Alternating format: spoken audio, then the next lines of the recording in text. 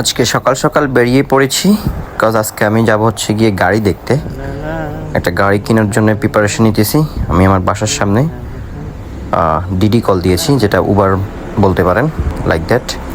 আমার বাসার সামনে ডিসকভারের গাড়ি, এই টাইপেরই একটা বড় গাড়ি কেনার প্ল্যানিং চলতেছে, যেটা কিনা আজকে দেখতে যাব।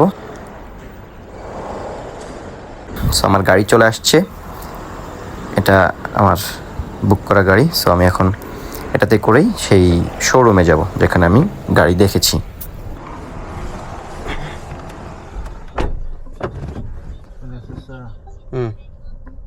আমি আমার ডেস্টিনেশনে চলে আসছি, লোকেশনে, যে লোকেশনে শোরুমে আমি হচ্ছে গিয়ে গাড়ি দেখেছি। তাদের সাথে কথা হয়েছে, আমি অফরোড গাড়ি একটা নেওয়ার চিন্তা ভাবনা করতেছি, যেটা দিয়ে আমি বিভিন্ন পাহাড়ে বা বিভিন্ন ক্যাম্পিং স্পটে যাইতে পারবো। সো দ্যাটস ওয়াই এরকম টাইপের গাড়ি চুজ করা। সো আমি চাইনিজকে মেসেজ দিলাম, এই গাড়িটাই হচ্ছে আমি নতুন মডেলটাই কিনবো। যাই হোক, আমার একটু ওয়েট করতে হয়েছে, সে মেবি কোনো কাজে ব্যস্ত আছে, সে আসতেছে। তো আমাকে বললো একটু ওয়েট করতে, আমি চারপাশটা একটু ঘুরে দেখাই। এটা একটা স্পোর্টস কার, খুবই সুন্দর, পোর্শের মেবি। সো এই পুরো এরিয়াটাই হচ্ছে গিয়ে গাড়ির মার্কেট, সেকেন্ড হ্যান্ড, নতুন। সো আমি হচ্ছে গিয়ে ইউজড একটা কার নিব, অ্যারাউন্ড 25-30 লাখ টাকা এরকম। সো সে চলে আসছে, আমাকে শোরুমের দিকে ঢুকালো, সে আমাকে শোরুমে ওয়েলকাম জানাইলো।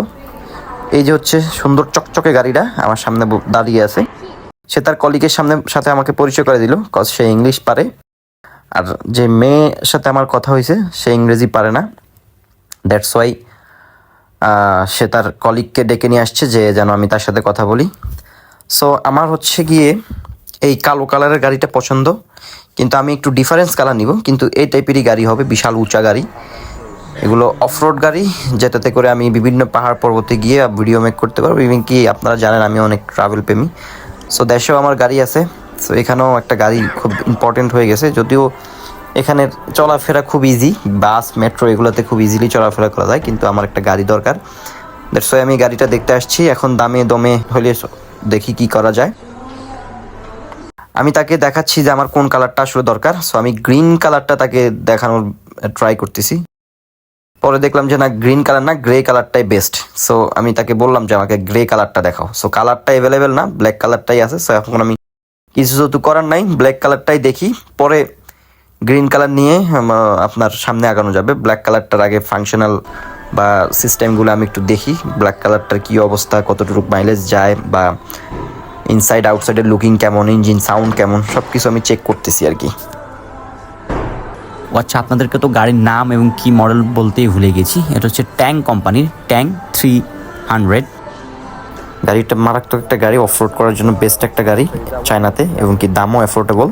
আমি আর সে বাহিরে আসলাম, কজ ভিতরে যে গাড়িটা ছিল সেটা ইঞ্জিন স্টার্ট করে দেখি, সেটা হচ্ছে গিয়ে আপনার হাইব্রিড ছিল। সো এই দেশে হাইব্রিড গাড়ি কেনার কোনো মানেই হয় না। বাংলাদেশ হলে ঠিক আছে, বাংলাদেশে যদিও আমি হাইব্রিড গাড়ি চালাই, কিন্তু এই দেশে হাইব্রিড গাড়ি অ্যাকসেপ্টেবল না, কজ এখানে ফুয়েল দাম কম, জ্যামজট নেই।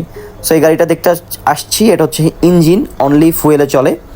সো আমার হচ্ছে গিয়ে এক্সস্ট সাউন্ড লাগবে পুরো একদম স্পোর্টস ভাইব।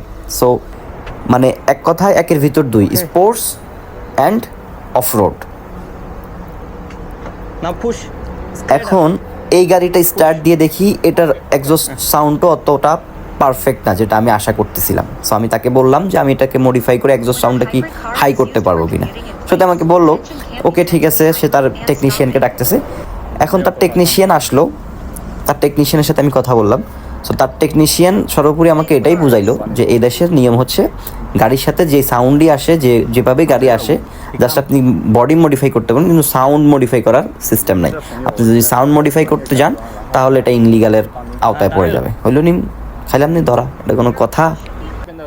আমার লাগবে হাই সাউন্ড, মানে এক্সস্ট সাউন্ড লাগবে পুরো স্পোর্টস বাইক। সে জায়গায় এটা মানে টার্বো ইঞ্জিন বসা রাখছে, ফ্যাঁস ফ্যাঁস ফ্যাঁস ফ্যাঁস করে। আমার ফ্যাঁস ফ্যাঁসের তো দরকার নেই।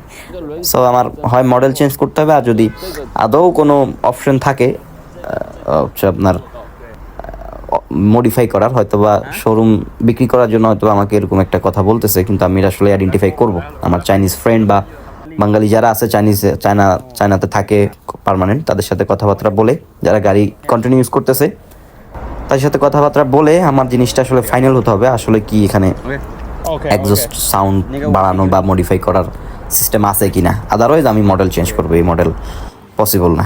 কারণ আমি ইলেকট্রিক কিনবো না, মানে হাইব্রিড কিনবো না। আর হচ্ছে টার্বো তো কোনোভাবেই না। টার্বো সাউন্ড শুধু ফুঁস করে হাওয়া, ওইটা আমার ভালো লাগে না। অনেকের ভালো লাগতে পারবে টার্বো, কিন্তু আমার টার্বো ভালো লাগে না। আমার কথা হচ্ছে ইঞ্জিনের তো ঠাস। যাই হোক, গাড়ি সম্পর্কে আবার আমি অত বেশি ভালো বুঝি না, কিন্তু আমি গাড়ি খুব ভালোবাসি। I love car. সো সর্বোপরি তাদেরকে আমি এটাই বললাম যে পোতাইন্না এক্সস্ট সাউন্ডটা আমার হবে না। যদি এক্সস্ট সাউন্ড কোনোভাবে মডিফাই করা যায় বা এক্সস্ট সাউন্ড ভালো এরকম কোনো মডেল তোমাদের কাছে থাকে তাহলে আমাকে জানাইতে পারো। এই কথা বলে আমি বিদায় নিয়ে চলে আসলাম।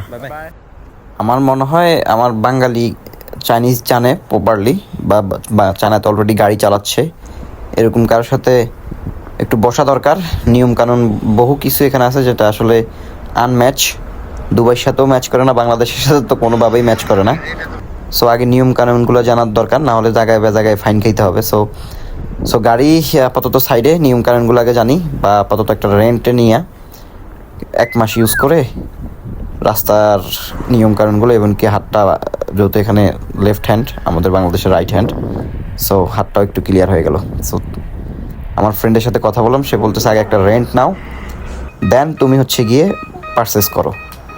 সো সে আমাকে ভালো সাজেশন দিছে, এবং কি এখন আমি তার কাছে যাচ্ছি, তার সাথে মিট করে বিষয়টা নিয়ে একটু ডিপলি রিসার্চ করব।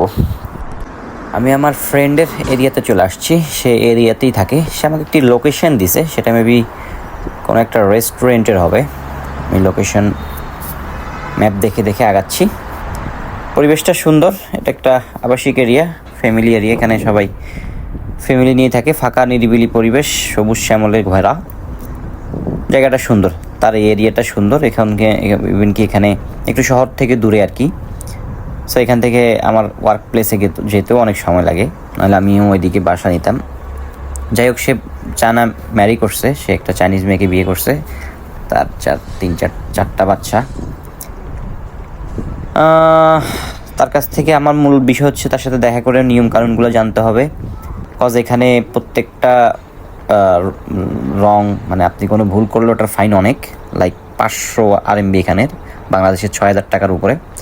সো ফাইন খাওয়া যাবে না, নিয়মকানুন সব কিছু জেনে, এবং কি সব কিছু কাগজপত্র একদম রেডি করে, এভরিথিং নলেজে নিয়ে দেন গাড়ি নামাইতে হবে। আদারওয়াইজ শুধু জরিমানা খাইতে আমার কি জীবন তেজপাতা হয়ে যাবে।